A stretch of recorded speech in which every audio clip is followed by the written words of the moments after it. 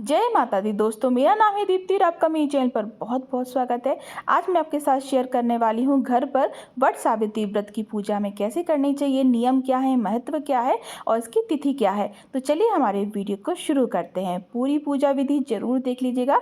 पानी हमें कैसे पीना होता है वो भी मैं आपके साथ शेयर करूँगी। सुहाग कैसे लेना है वो भी आपके साथ शेयर करूँगी। तो सबसे पहले पूजा करने से पहले जो बड़ का पत्ता होता है वो आप अपने जोड़े पे या फिर बालों में लगा लें। इसका श्रृंगार करके ही हमें जो पूजा है वो शुरू करनी होती है।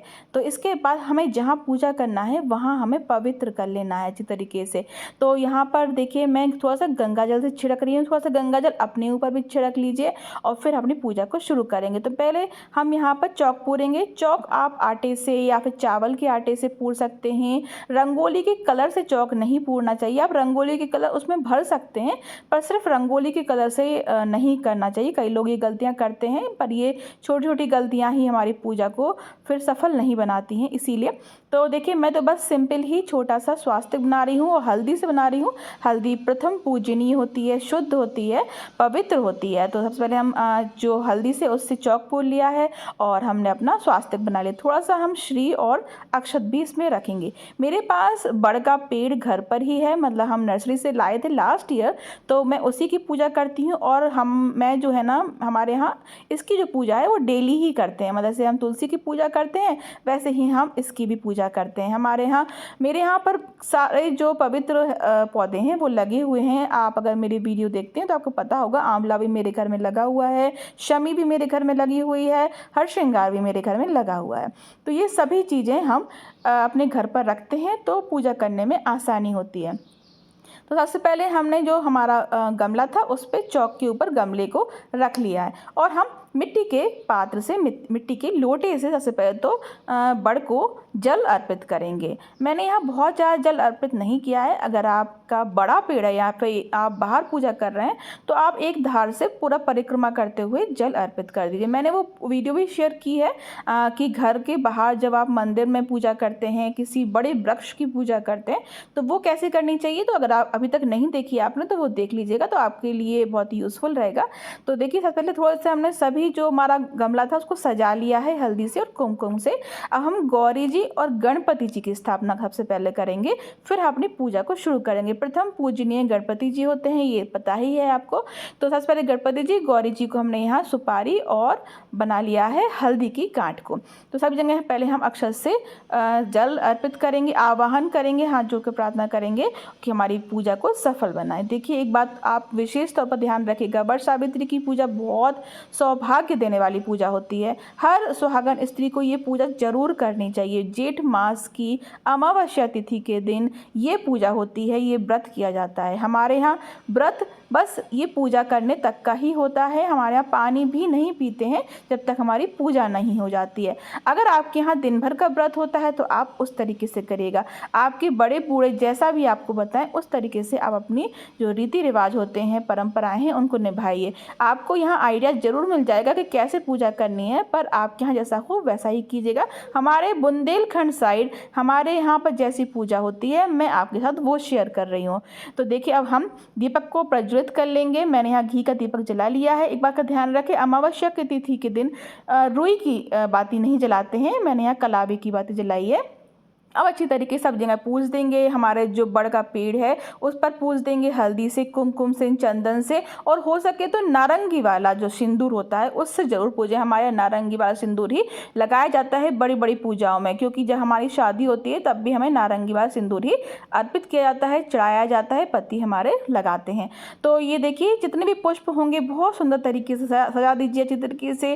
देखिए कोई भी पूजा होती है हमारी समाज में, हमारे हिंदू समाज में व्रत होते हैं या कोई भी ऐसा होता है, पर्व होता है, तो मैं हमेशा आपसे एक बात कहती हूँ कि भगवान भाव के भूखे होते हैं।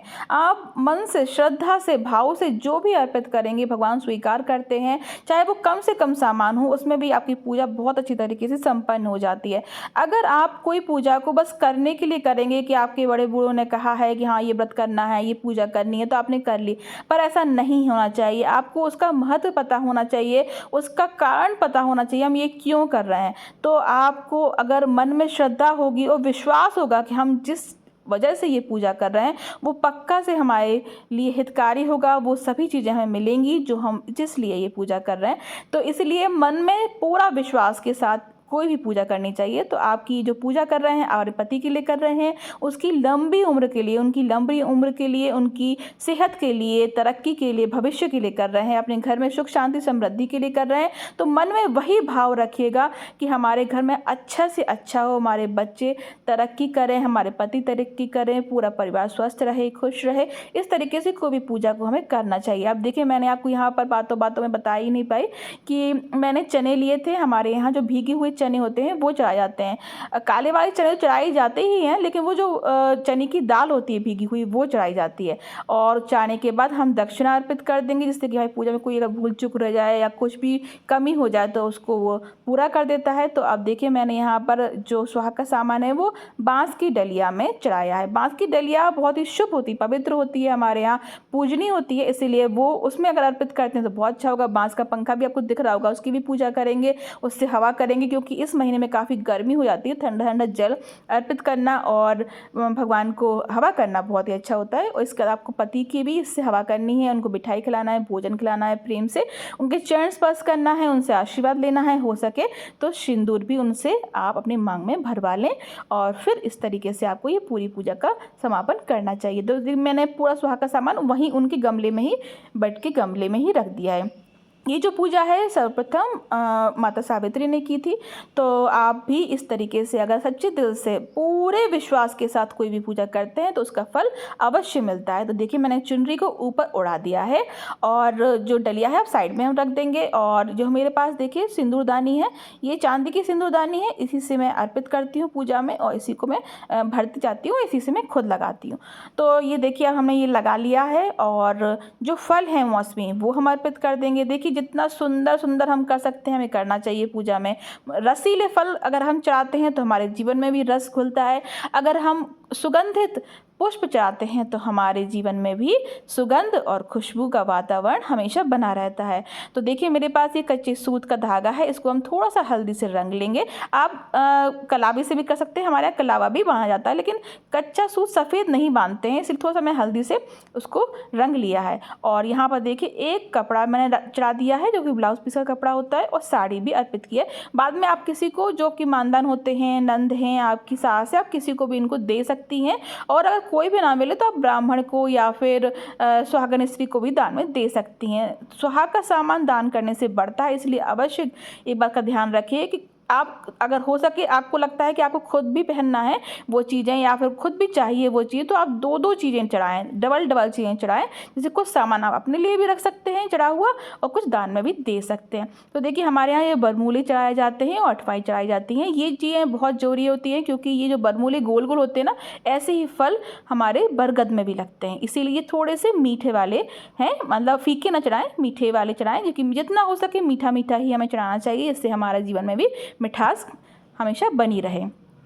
तो अब हाथों में थोड़े से हम चने के दाने लेंगे, कथा सुन लेंगे। कथा सुनने का विशेष महत्व है। अगर आपको कथा नहीं मिलती है कहीं पर भी तो आपको मेरे चैनल पर मिल जाएगी, आप सर्च कर लीजिएगा कि कथा वट सावित्री की क्या है बाय दीप्ति पंडा, तो आपको पूरी कथा मिल जाएगी। मैं खुद एक पंडित हूँ, तो आप मेरे मुंह से सुनेंगे तो आपको पूरा फल प्राप्त होगा। तो अब जो हमारा पंखा है, बांस के पंखे का बहुत महत्व है, इसके लिए आप विशेष कर ध्यान रखिएगा कि बांस का पंखा ही लेकर आएँ और उसकी पूजा करें और उसी से आप अर्पित करें और उसी से पंखा भी करें अपने पति देव को। तो सभी चीज़ें जो हमने अर्पित की, थोड़ा थोड़ा प्रसाद फूल हम इस पर अर्पित करके हम जो हमारे वट का वृक्ष है उस पर अर्पित कर देंगे। देखिए, अगर आपको वट वृक्ष ना मिले या फिर वट का पेड़ ना मिले तो आप नर्सरी से एक दिन पहले खरीद के ला सकते हैं। अगर कुछ भी ना मिले तो आप एक दिन पहले वट की जो डाल होती है वो लेकर आ जाएं, या फिर आप किसी से मंगवा सकते हैं और उसको अपने गमले में लगा लें। उस दिन ना काटें, ना तोड़ें, उस दिन कुछ भी नहीं किया जाता, हिलाया नहीं जाता है। तो आप बस लेकर आ जाएं एक दिन पहले और उसकी पूजा अगले दिन कर सकते हैं। और सबसे अच्छा तो होता है नर्सरी से ले आएँ, लेकिन आप घर में ना लगाएं उसको, क्योंकि तो मेरा गमले में लगा हुआ है, ज़मीन में नहीं लगाया जाता है घर पर। तो इसको हम लोग अपनी जो हमारी बाहर क्यारी होती है ना, जो बाहर गार्डन होता है उसमें रखते हैं। तो अब देखिए, आप थोड़ा सा जो हमने कपूर है, हवन कप ले लेंगे। हवन कप कैसे बनाया जाता है वो भी आपको मेरी चैनल पर वीडियो मिल जाएगी। तो हवन कप को सबसे पहले तो पानी से आचमन करते हैं, फिर उनकी टीका लगाते हैं, फिर हम जो घी होता है घी की आहुति करते हैं। तो घी की आहुति दे देंगे और फिर हम अपनी हवन की सामग्री डालेंगे। 3, 4, 3, 5, 7 बार आप हवन कर सकते हैं। हवन इसलिए करते हैं क्योंकि हवन में जो भी हम मिठास डालते हैं, जो प्रसाद चढ़ाते हैं, वो सीधा भगवान के पास पहुंचता है। उसी के द्वारा, अग्नि के द्वारा ही वो उसको प्रसाद को ग्रहण करते हैं। तो हमने यहाँ पर 5 बार आहुति दे दी है हवन की। जब भी आप आहुति दे रहे हैं अपने गोत्र का नाम जरूर बोलें, अपने कुल का नाम जरूर बोलें, अपने पति का नाम, बुजुर्गों का नाम जरूर बोलें, पंच देवताओं का नाम बोलें, गुरु मंत्र जरूर बोलें। और इस तरीके से आपको मिठास जो है मिश्री या फिर जो अपने बरमूले बनाए हैं वो डालकर पानी से आचमन कर दें। तो ये इस तरीके से आपका छोटे रूप में हवन हो जाएगा। हवन करने से पूरा घर का वातावरण शुद्ध होता है, पवित्र होता है। तो चलिए अब हम परिक्रमा करते हुए यहाँ पर जो हमारा धागा है वो बांध लेते हैं। तो ये देखिए, एक बात का आपको ध्यान रखना होगा, धागा आपको क्लॉकवाइज बांधना है, आपको सीधे हाथ से परिक्रमा करते हुए बांधना है। 5, 7, 11, 21 भी बांध सकते हैं। हमारे यहाँ 108 बांधी जाती हैं। तो आप जैसा भी आपको सामर्थ्य लगे, हिम्मत हो, बस उस तरह से करें। तो मैं आपको 5 परिक्रमा करके दिखा रही हूँ और जितना भी आप कर सकें आप ज़रूर करें। पूरा शूला श्रृंगार कर पूजा करें। ये जो पूजा होती है साल में एक ही बार आती है, पर ये बहुत सौभाग्य देने वाली पूजा होती है, शुभ पूजा होती है। इसको ज़रूर करें। और अगर आप पे सत्ता नहीं है, सुबह सुबह आपको लगता है कुछ पानी पीना या कुछ, तो आप जल्दी उठकर अपने घर में जल्दी काम निपटा कर जल्दी पूजा कर लीजिए, जिससे कि उसके बाद आप कुछ भी खा पी सकते हैं। हमारे यहाँ पर ये दिन भर का व्रत नहीं होता है, बस पूजा करने तक का व्रत होता है। तो इस तरीके से पूजा कर लें। इसमें भी मैं थोड़ा सा लाल सिंदूर लगा रही हूँ। और पूजा करने के बाद ध्यान रखें, बड़े बुजुर्गों का पैर स्पर्श जरूर करें, उनसे आशीर्वाद जरूर लें। उनका आशीर्वाद हमेशा फलदायी होता है। और देखिए अब मैं बताती हूँ सुहाग कैसे लेते हैं। तो उन्हें पूरी पूजा कर ही लिए, लास्ट में जब हम उठते हैं उससे पहले ही हमें अपनी छोटी उंगली से, आपके यहाँ ऐसा होता हो वैसा आप कीजिएगा, हमारे यहाँ ऐसा होता है, मैं आपको बता रही हूँ, छोटी वाली जो उंगली होती है लेफ्ट हैंड की, उससे नारंगी वाले सिंदूर से हम लगाते हैं 7 बार और फिर अपने मांग में भी 7 बार भर लेते हैं। और इस तरीके से आई पूजा हो जाती है। आरती कर लेंगे, प्रसाद चढ़ाई दिया है हमने, आचमन कर देंगे जल से।